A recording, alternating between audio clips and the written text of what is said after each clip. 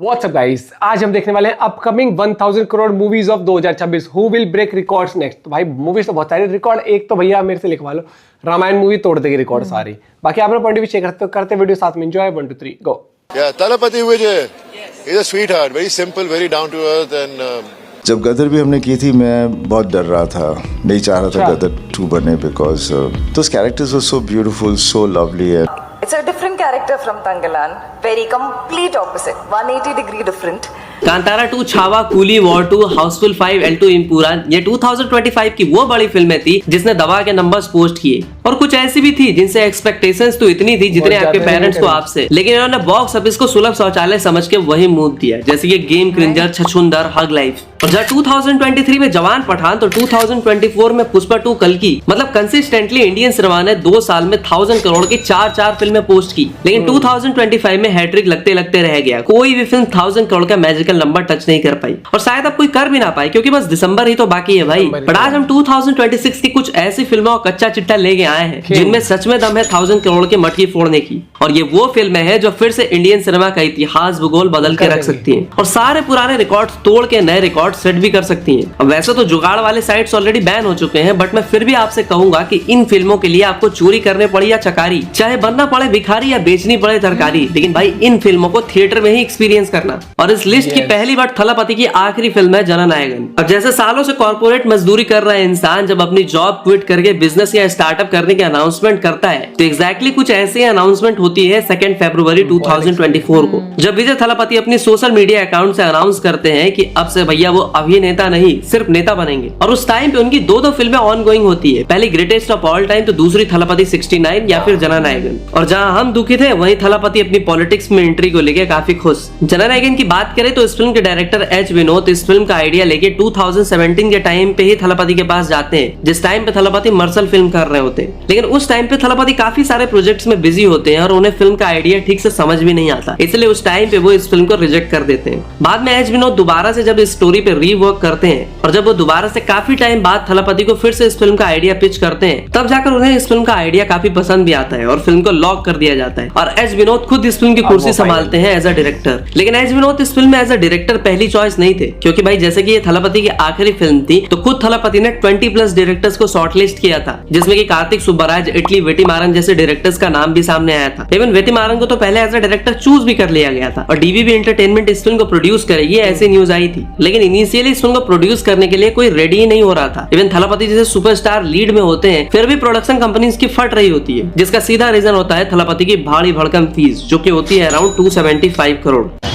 अब आप कहोगे कि 300 करोड़ की फिल्म में 275 करोड़ अगर थलापति ही ले जाएंगे तो बाकी 25 करोड़ में फिल्म कैसे बनेगी? तो देखो बात ऐसी है कि फिल्म के बजट एंड बाकी कास्ट एंड क्रू की फीस 300 करोड़ है और 275 करोड़ सिर्फ थलापति की फीस है। अब भाई आखिरी फिल्म है तो बंदा दबा के पैसे भी ले रहा है, और आखिरकार वैसे भी ऐसे रूमर्स आए थे कि गोट के लिए उन्होंने 200 करोड़ की फीस ली थी। और मुझे लगता है कि भाई थलापति इस तरह की फीस डिजर्व भी करते हैं। आप उनकी फैन फॉलोइंग को किसी भी स्टार से कंपेयर नहीं कर सकते हो, खासकर केरला तमिलनाडु में उनकी अंधी फैन फॉलोइंग है। इसलिए जननायकन की भी शूटिंग ज्यादातर स्टूडियोज में की गई थी, ना कि आउटडोर लोकेशंस पे। नहीं पैसे बचाने की बात नहीं है, दरअसल आउटडोर में शूटिंग होती तो थलापति के फैंस भीड़ लगा देते, चक्का जाम हो जाता। 27 सितंबर 2025 को जो हुआ वो हम कैसे भूल सकते हैं, जब थलापति की पॉलिटिकल रैली में 100 से ज्यादा लोग इंजर्ड हो गए, 41 लोग तो स्वर्ग सिधार गए। और तमिल सिनेमा में दूसरी बार और थलापति के साथ शायद पहली बार इस फिल्म में एज अ विलन काम कर रहे बॉबी देओल ने थलापति के लिए एग्जैक्टली यही बात कही थी। He's a huge star. He is massive. मुझे बोल रहे थे, मैंने बोला शूटिंग कहाँ करने वाले हैं, तो बोलते हैं कि हम तो स्टूडियोज में ही करते हैं, क्योंकि अगर विजय सर, थलापति विजय सर कहीं चले जाएं तो कुछ नहीं होने वाला, लोग ही भर जाएंगे वहाँ पर, कोई काम करने नहीं देगा। खैर थलापति की फीस कितनी भी मोटी क्यों ना हो, राइट्स बेचकर फिल्म प्रॉफिट में आ ही जाएगी। And for your FYI, the Tamil Nadu theatrical rights for this film have been sold for a record of 105 crore and overseas distribution rights selling for 78 crore. और बाकी राइट्स एंड कलेक्शन के पैसे तो अभी आने बाकी है। थलापति 69 या जननायकन जब इस फिल्म का पोस्टर अनाउंस होता है with a tag line torch bearer of democracy, तो किसी को भी ठीक से समझ नहीं आता कि फिल्म का थीम या जॉनर क्या होगा। बट आगे चल के जब बाकी प्रमोशनल कंटेंट आने लगता है, जैसे कि जून 25 with a tag line true leader rises not for power but for people, तब सब समझ जाते हैं कि फिल्म का थीम क्या होगा। और थलापति की आखिरी फिल्म है, इसलिए उनके फैंस एक्साइटेड तो है लेकिन थोड़े से दुखी भी है। 300 करोड़ के मैसिव बजट रियल लाइफ की आइडियोलॉजी को रियल लाइफ में भी ले जाना, कई लोग आज भी इसे बालाकृष्ण के भगवंत केसरी की रीमेक बता रहे हैं, लेकिन थलापति फैंस को इन बातों से कोई फर्क नहीं पड़ने वाला। फिल्म में आपको Pooja Hegde, real life villain Prakash Raj, Gautam Vasudevan Menon, Priyamani जैसे काफी सारे वेल नोन स्टार्स देखने को मिलेंगे। और जननायकन को 9 जनवरी 2026 को तमिल, तेलुगु, कन्नड़ा, हिंदी में रिलीज किया जाना है। और इस फिल्म के इंडिया से ज्यादा ओवरसीज कलेक्शन के भी चांसेस है।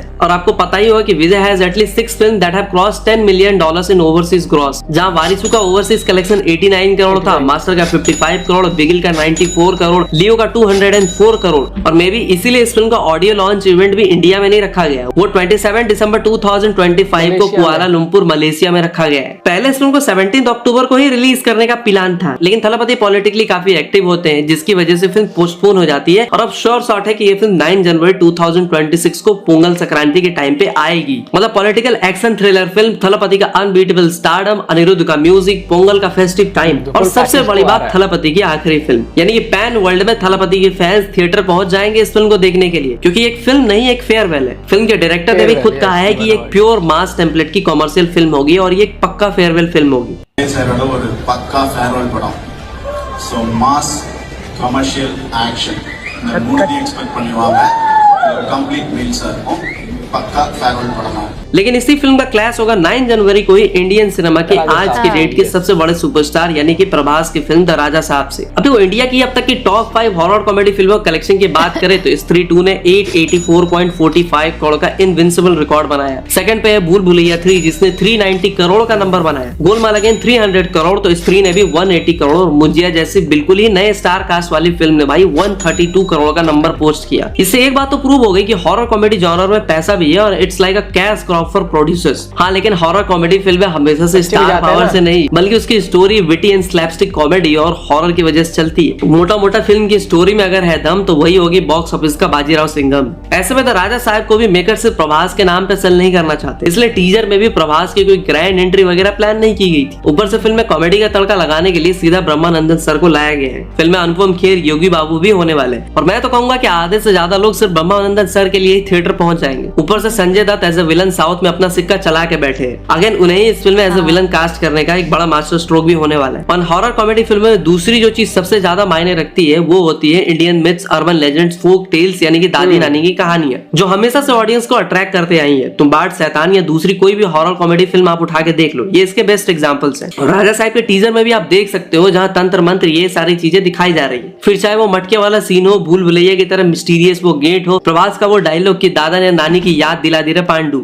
और कई लोग तो इस टीजर को देख के प्रभास की पुरानी फिल्में जैसे कि मिर्ची, मिस्टर परफेक्ट, गुज्जी गाडू की कॉमेडी लोगों को याद आ रही है, खासकर तेलुगु स्टेट्स के लोग। मतलब लोग विंटेज प्रभास के आने की बात भी कर रहे हैं। और पता है राजा साहब के लिए प्रभास ने नैरेशन सुनने के जस्ट 10 मिनट में हाँ कह दिया था, जो कि आज तक उन्होंने किसी भी दूसरी फिल्म के लिए नहीं किया है। वो भी तब जब प्रभास आदि पुरुष, राधे श्याम जैसी फिल्म करके भुगत चुके हैं। और ऐसा कहा जाता है कि दूध का जला छाछ भी फूक फूक के पीता है। तो अगर उन्होंने ये फिल्म चूज करी है तो भाई फिल्म में दम तो है। लेकिन फिल्म के सामने जो दो बड़ी समस्याएं हैं उस पर बात करते हैं। तो सबसे पहला चीज है इसका हाई बजट। देखो, माना कि प्रभास ने आदि पुरुष के लॉस को कंसीडर करते हुए इस बार अपनी फीस 150 करोड़ से 100 करोड़ कर दी है। लेकिन स्त्री 2 इतनी बड़ी ब्लॉकबस्टर इसलिए हुई थी क्योंकि उसकी बजट सिर्फ 60 करोड़ थी और कलेक्शन रेट 85 करोड़। भूल भुलैया 3 सिंघम अगेन से भी टकरा के हिट साबित हुई थी because of a less budget. ऐसे में राजा साहब की बजट 450 करोड़ है, तो फिल्म को एटलीस्ट हिट होने के लिए 900 करोड़ तो 1000 करोड़ का कलेक्शन तो करना ही पड़ेगा। बट प्रभास के केस में 450 करोड़ का बजट जस्टिफाइड है। और अगर फिल्म में एक ग्रिपिंग स्टोरी के साथ कॉमेडी का तड़का लगा दिया जाए तो ये फिल्म आराम से 1000 करोड़ का नंबर भी पोस्ट कर सकती है।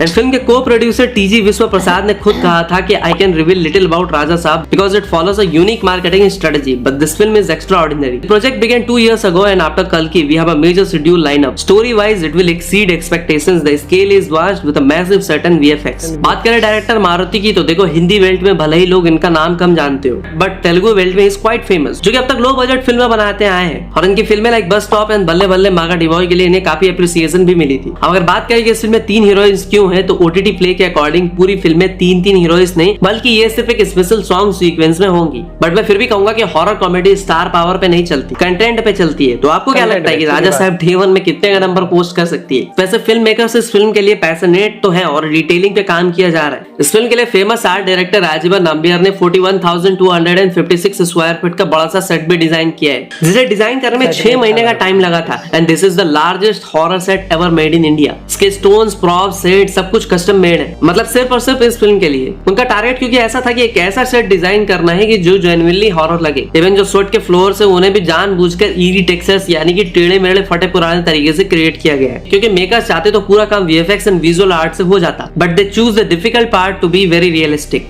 तो माहौल भी वैसा बने, ये रहा ना पूरा सेट वाइज। बहुत बेहतरीन काम किया है इन्होंने इस पे सेट के ऊपर। कितना बड़ा सेट है भाई, गजब माहौल क्रिएट किया है इन्होंने, गजब।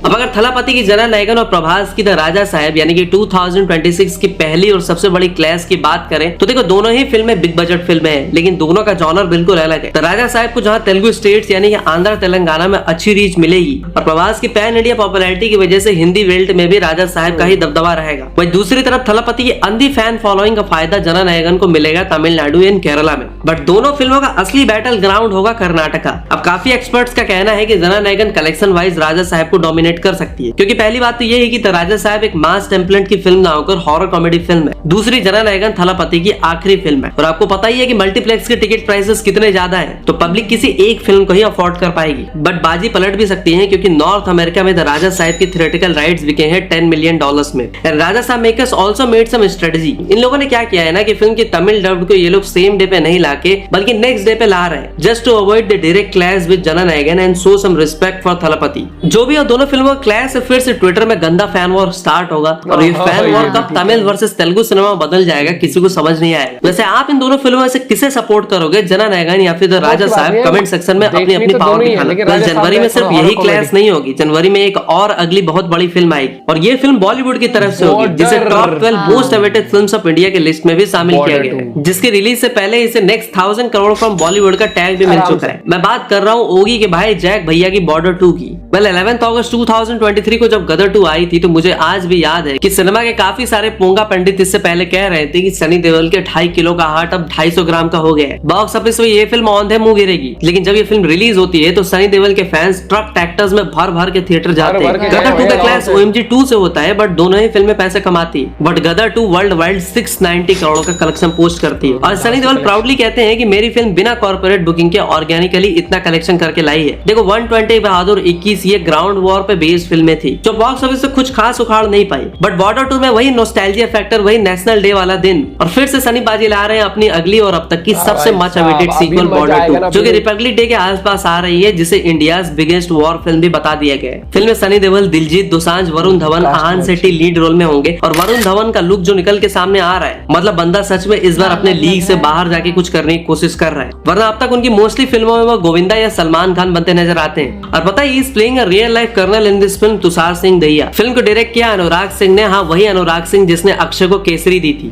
And try to make it as believable as possible. I'm playing PVC's character, हुशार Singh Dahiya. So it's a great honor for me कि मैं वो किरदार निभा रहा हूँ। देखो इस फिल्म की शूटिंग पहले ही निपटा ली गई थी, लेकिन मेकर्स क्लाइमेक्स देखकर खुश नहीं थे। उन्हें लग रहा था कि एक तरफ हम अब तक की सबसे बड़ी वॉर फिल्म ला रहे हैं और दूसरी तरफ इस तरह का कमजोर क्लाइमेक्स। मजा नहीं आ रहा। तो इनने कहा इसलिए अब मेकर्स ने सनी देओल एंड बाकी कास्ट एंड क्रू से रिक्वेस्ट की है कि एक बार फिर से फिल्म का क्लाइमेक्स को दिसंबर 2025 में दोबारा से शूट किया जाए। मतलब एक ऐसा क्लाइमेक्स जो आपको सालों तक याद रह जाए, जहाँ सिर्फ खून खच्चर नहीं बल्कि इमोशन, पैशन, पेट्रियोटिज्म का फुल डोज ऑडियंस को मिले और थिएटर में बस एक ही शब्द गूंजे, भारत माता की जय। और मेकर्स ने फिर से ऑडियंस के नॉस्टैल्जिया के नसों पे हाथ रखते हुए और लेजेंडरी सॉन्ग संदेशे आते हैं को रीबर्थ देने के लिए अरिजीत सिंह, सोनू निगम एंड दिलजीत मिल के लाने वाले हैं इस सॉन्ग को। देखो पहले फिल्म में दिलजीत दिलजीत को लेने से कंट्रोवर्सी काफी हुई थी। लोग कह रहे थे कि इस देशद्रोही को फिल्म से निकालो, लेकिन अब मैटर थोड़ा सा ठंडा हो गया है। 90 करोड़ की बजट है, but pre release buzz around Border 2 is very strong. Poster glimpses में मिलियंस ऑफ व्यूज है। Producer announce plan for massive distribution and promotional campaigns as well. मतलब पूरी तैयारी के साथ ये लोग फिल्म लाने वाले हैं। CBFC मोस्ट प्रोबेबली फिल्म को 16+ यानी कि US सर्टिफिकेट दे सकती है। अगर फिल्म में ग्रिपिंग स्टोरी, इमोशन, पैट्रियोटिज्म और सनी देओल के स्टारडम को ठीक से यूज किया गया तो 1000 करोड़ कोई भी बड़ी बात नहीं है भाई। साउथ में जाके बंदा जाट जैसी फिल्म से सेंसेशन क्रिएट करके बैठा है, तो ये तो उनकी खुद की सबसे बड़ी सीक्वल है और बॉलीवुड की फिल्म भी है। ऊपर से ये फिल्म रिपब्लिक डे पे आ रही है। देखो इस लिस्ट में और भी फिल्में शामिल है, लेकिन वीडियो ऑलरेडी काफी लंबी हो चुकी है। तो अगर आप 1000 करोड़ के पोटेंशियल वाली 2026 के इस वीडियो का सेकंड पार्ट चाहते हो तो कमेंट में स्पैम करो जस्ट पार्ट 2। जस्ट 1000 कमेंट आज करा दो तो भाई कल वीडियो लेके आ जाए। तो मैं मिलता हूँ आपसे अगली वीडियो में, तब तक के लिए हर हर महादेव। हर हर महादेव। भाई वीडियो इंटरेस्टिंग, लेकिन वीडियो की इंटरेस्टिंग के साथ साथ एक चीज मैं कहूंगा कि देखो अभी ये तो सिर्फ 2-3 मूवी के बारे में बात हुई है भाई साहब। मूवीज बहुत है, रामायण तक तो पहुंचे ही नहीं है अभी दोस्तों।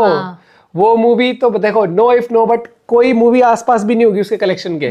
वो हिस्ट्री क्रिएट करने वाली है, क्योंकि अभी तक जो ग्लिम्स जो भी चीजें हमने देखने को मिली थी बहुत प्रॉमिसिंग लग रही थी। जिस तरीके से उन्होंने सिर्फ अनाउंसमेंट ही करी थी ना, वही चीज। और मैं अगर बात करूँ तो राजा साहब की भाई स्टोरी इंटरेस्टिंग होगी ना तो मूवी अच्छा कर जाए। क्योंकि अब ना क्या होता है हॉरर कॉमेडी में, क्या होता है कि एक ऑडियंस का प्लस पॉइंट मिल जाता है बच्चों का भी। स्त्री 2 क्यों अच्छा करी, क्योंकि पेरेंट्स बच्चों को भी लेके गए, क्योंकि बच्चों को थोड़ा हॉरर कॉमेडी वीडियो मूवीज देखने में मजा आता है। और पेरेंट्स भी चाहते हैं कि इस टाइप की मूवीज आए तो वो फिर एक आउटिंग हो जाती है फैमिली को, कलेक्शन में करें फिर अच्छा प्लस पॉइंट मिल जाता है। और जननायकन का मुझे लगता है कि देखो क्या बोलते हैं नॉर्थ में या ओवरऑल हिंदी लैंग्वेज में अगर स्टोरी अच्छी निकली तो बहुत अच्छा कलेक्शन होता है। स्टोरी पे डिपेंड रहेगा भैया, क्योंकि नहीं तो आपको याद है अभी पॉलिटिक्स की 1-2 मूवी और आई थी वो इतना खास कर नहीं पाई थी। लेट्स सी क्या होता है आने वाले वक्त में, आने वाला वक्त ही बताएगा दोस्तों। लेकिन अगली वीडियो मुझे लगता है बहुत जल्द आ जाएगी भाई की। तो लेटर फैक्ट चैनल पे और वीडियोस आप देख सकते हो और हमें सर्च भी कर सकते हो। Bye bye, take care.